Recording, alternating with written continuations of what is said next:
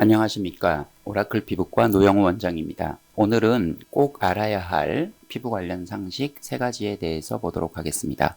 첫 번째는 물 접촉을 줄여라. 물 접촉이 많으면 물 접촉 습진이 발생하기 쉽습니다. 물 접촉 습진, 요거는 그냥 제가 붙여본 건데요. 물 접촉 습진에는 다양한 진단명이 있고요. 그렇지만 발생 기전은 동일합니다. 건성습진이나 건성습진은 이제 몸 체간, 팔다리에 잘 생기죠. 손가락에 생기는 주부습진, 입주변 습진, 입술 습진, 고환 습진 이런 것들이 대표적입니다. 모두 그 물 접촉이나 땀 접촉 또는 침 접촉에 의해서 발생합니다. 물에 접촉이 되면 NNF, Natural Moisturizing Factor, 천연 보습 인자가 물에 녹아 손실되어 증세가 발생합니다. 피부 각질층에 그 각질 세포 간 세포 사이에 지질이 있는데요. 이 지질이 튼튼한 사람은 피부를 잘 보호하지만 이 부분이 약한 사람은 이러한 그 물 접촉 습진이 잘 생길 수 있습니다. 보통 아토피를 가지고 있는 경우도 많고요. 각질 세포 간 지질이 약하거나 또는 가려워서 긁거나 상처가 나거나 하면 그 아래에 있는 천연 보습 인자를 함유한 곳에 이제 접촉이 되면, 물이 접촉이 되면 그 천연 보습 인자가 물에 녹아 증세가 발생합니다. 요 천연 보습 인자가 피부에 충분히 있어야 보습이 잘 되는데 이 부분이 부족해지면 건성습진이 잘 생기게 됩니다. 건성습진과 그 주부습진은 흔히 볼 수 있는 물접촉 습진입니다. 이러한 형태의 그 팔에 이러한 형태의 이제 건성습진이 있고요. 자극성 건성습진, 이것도 제가 붙여본 이름인데요. 이제 이런 타입이 있고, 그 다음에 이제 긁으면 오돌도돌 올라오면서 상당히 가려운 알레르기성 건성습진이 있습니다. 보통 교과서적으로는 이렇게 나누지는 않습니다. 근데 제가 볼 때 이렇게 둘로 나누는 게 더 정확할 것 같습니다. 그래서 자극성 건성습진, 그 다음에 그 알레르기성 건성습진. 입 주변 습진이 있는 사람은 양치 후나 세안 시에 그 가로로 그 손으로 많이 씻는 습관이 보통 있습니다. 그래서 물어보면 이제 입 주변을 많이 씻는데요. 그래서 이제 유발 인자가 되고요. 입술 습진이 있는 사람은 보통 습관적으로 입에 침을 묻히죠. 건조하기 때문에 또 묻히고, 그래서 그 악화되는 사이클을 계속해서 더 심해집니다. 그리고 고환 습진이 있는 사람은 중국집 주방장에서 흔히 볼 수 있는데요. 그 중국집 주방장은 그 뜨거운 불 앞에 항상 서 있죠. 그래서 땀에 흠뻑 젖어 있고 그 땀이 고환 쪽에 모이게 되어서 고환습진을 많이 가지고 있습니다. 결국에 공통적으로 물이 많이 접촉되면 천연 보습 인자에 해당하는 필라그린 성분이 소실되어서 이러한 물 접촉 습진이 생기게 됩니다. 비누나 폼 클렌싱을 사용하면 각질 세포간 지질을 제거하게 되어 증상이 악화됩니다. 각질 세포간 지질은 세콜지, 세라마이드, 콜레스테롤, 지방산으로 구성되어 있죠. 지질 성분이고 비누나 폼 클렌징이 계면활성제이기 때문에 이 지질 성분을 떼어냅니다. 때타올과 같은 물리적 손상은 각질 세포간 지질을 물리적으로 제거하게 되고, 그리고 물이 이제 이러한 지질막이 사라지게 되면 직접 천연보습인자에 닿게 되므로 천연보습인자는 보통 아미노산, 펩타이드, PCA 이러한 성분들이죠. 유레아. 그래서 이 성분들은 수용성입니다. 그래서 물에 닿게 되면 물에 녹아서 소실이 됩니다. 중요한 점은 증상이 이제 심해지게 되면 스테로이드를 이제 먹어야 되는 경우가 많은데요. 이러면 이제 당뇨가 생길 수 있습니다. 결과적으로 안 씻고 건강할지, 자주 씻고 당뇨가 될지에 대한 결정이 될 수 있습니다. 피부에 대해서 조금 보시면요. 여기가 진피고 여기가 기저층, 그 다음에 5에서 8개 정도의 그 유국층 세포, 그 다음에 그 과립층, 3개의 과립층 세포, 그리고 보통 15개의 각질층 세포층이 있습니다. 요 과립층에서 이제 각질 세포간 지질이 각질 세포 사이로 방출이 되고요. 이러한 거가 이제 그 라멜라 바디라고 해서 세라마이드를 함유하고 있는 세포 내 그 그래놀입니다.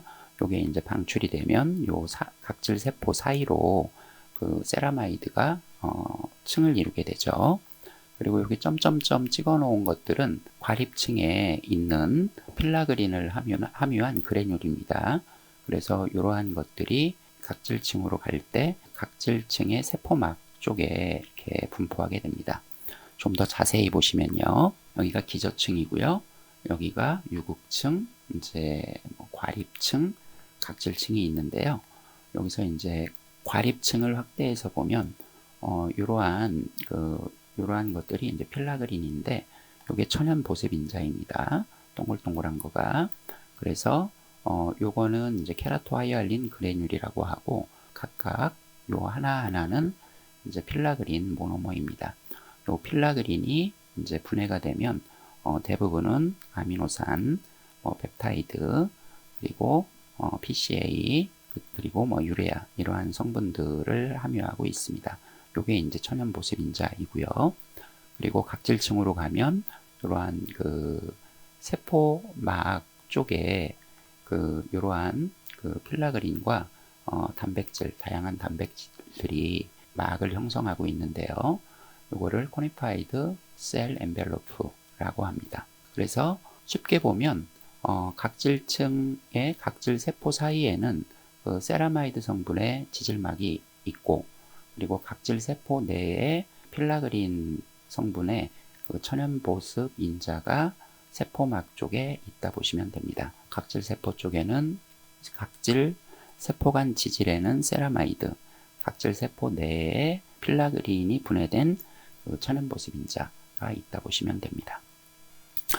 두 번째는 그 피부를 비비는 경우가 많은데요. 피부를 비비게 되면 몇 가지 질환이 생깁니다. 흔한 거가 이제 기미와 색소 침착이 올 수 있습니다. 사람이 이제 겨드랑이와 사타구니가 누구나 다 검죠. 그거는 이제 마찰에 의해서 검게 되고요. 그래서 피부는 마찰을 주면 누구나 다 검어집니다. 그래서 어떤 분이 얼굴은 하얀데 이마만 검다. 그분은 물어보면 항상 세안할 때 이마를 더 씻는 습관이 있습니다. 이마가 검어져 있기 때문에 더 씻는 거죠. 근데 결과적으로 그게 더 검게 만듭니다. 옆볼에 기미가 있는 분들도 있는데요. 이분들도 이제 그 부위를 클렌징을 많이 하면서 비비거나 어떤 브러싱, 전동기구로 비비거나 또는 그 사우나 가서 주기적으로 3일에 한 번씩 그 옆볼을 때타올로 문지르는 습관이 있습니다. 잘 물어보면 본인도 잘 생각을 못하고 있는데요. 잘 물어보면 대부분 다 비비는 습관이 있거든요. 그래서 이 습관만 없애도 기미는 저절로 좋아집니다. 비벼서 생기는 또 흔한 질환이 비립종입니다. 백여드름처럼 피부에 좁쌀보다 작은 크기로 하얗게 동그랗게 올라와 있고 피지가 들어있죠. 비비면 피지가 들어있는 비립종이 잘 생깁니다. 심한 경우 표피낭종이 생길 수도 있고요. 그리고 이제 알레르기가 있어서 가려운 부분에 계속 긁으면 또 피부는 두꺼워집니다. 이러한 상태를 태선이라고 하고요. 태선은 가죽화, 우리 가죽 있죠? 가죽화라는 뜻입니다. 그래서 피부가 두꺼워지게 되고 이러한 경우는 그 부위에 국소 스테로이드 주사를 하지 않으면 낫지가 않습니다. 그래서 피부를 비비면 기미가 생기고 비립종이 생기고 피부가 두꺼워지면서 상당히 가려워집니다. 세 번째는 손에 균이 많습니다. 손에는 균이 많기 때문에 대부분의 본인 피부 감염은 자기의 손에 있는 균에 의해서 생깁니다. 의사 손에 있는 균이나 간호사 손에 있는 균에 의해서 감염이 될 수도 있고요. 근데 그거보다는 거의 대부분은 자기 손에 있는 그 세균, 포도상구균에 의해서 생기고요. 이러한 경우가 얼굴에 모낭염이 생긴다든지, 여드름이 생긴 데를 만져서 2차적으로 세균 감염이 생긴다든지, 엉덩이를 만져서 엉덩이에 종기가 생긴다든지, 눈을 그 손으로 만져서 눈에 다래끼가 생긴다든지 해서 이러한 감염들은 다 자기 손에 의해서 감염이 생깁니다. 대부분의 피부 감염은 이제 포도상구균 80%가 포도상구균에 의해서 생기고요. 손에는 균이 많다. 그래서 그 핸드폰을 우리가 많이 만지죠. 그래서 핸드폰에도 균이 많습니다.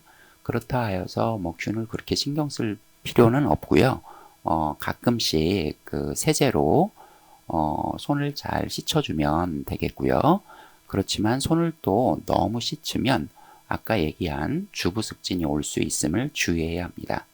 네, 요약하면 첫 번째 물 접촉을 많이 하지 마라. 샤워를 많이 하거나 비누를 많이 쓰거나 때타올을 많이 쓰거나 하면 건성습진이 생길 수 있고요. 두 번째, 피부를 비비면 기미가 생길 수 있습니다. 세 번째, 손으로 만지면 세균 감염이 생길 수 있습니다. 네, 오늘은 습관에 의해서 흔히 생기는 꼭 알아야 할 피부 질환에 대해서 알아보았습니다. 다음에 또 뵙도록 하겠습니다. 감사합니다.